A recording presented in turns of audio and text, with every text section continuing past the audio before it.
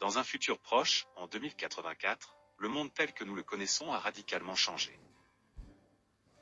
La technologie a pris le pas sur nos vies, et les souvenirs, ce trésor précieux de l'expérience humaine, sont devenus monnaie courante.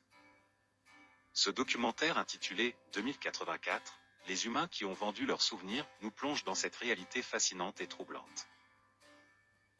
Les avancées scientifiques ont permis la numérisation et la vente de souvenirs, transformant des instants intimes en biens matériels. De plus en plus de gens choisissent de vendre leurs souvenirs les plus précieux pour des raisons financières.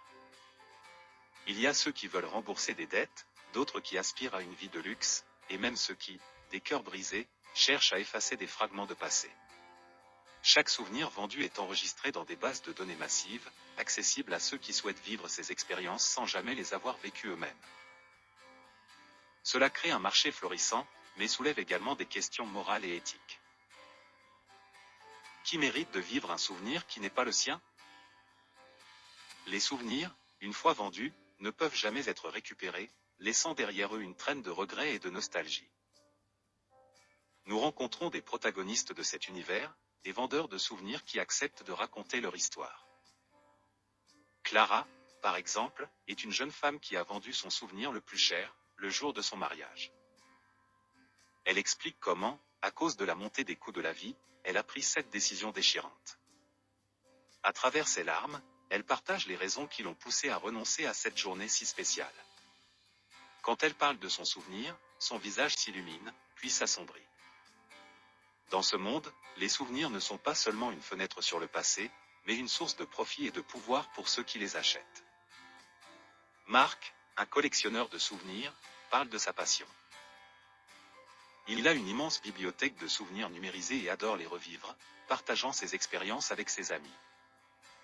Son regard trahit une obsession, et l'on se demande si, dans sa quête d'accumulation, il n'a pas oublié l'importance de ressentir ces moments à travers ses propres yeux. Ce documentaire explore également les conséquences de cette pratique sur la société. Les relations humaines se dégradent, les connexions authentiques s'effritent.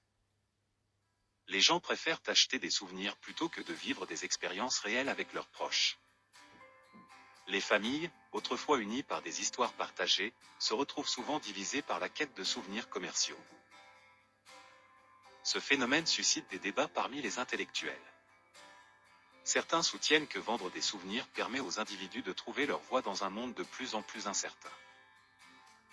D'autres, en revanche, alertent sur la déshumanisation que ces pratiques entraînent.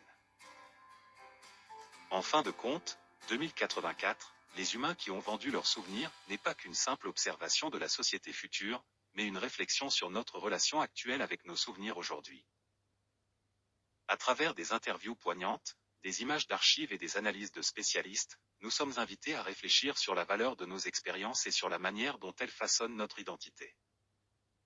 À une époque où tout peut être acheté, y compris les fragments de notre âme, nous devons nous interroger, que reste-t-il de nous quand nous vendons nos souvenirs?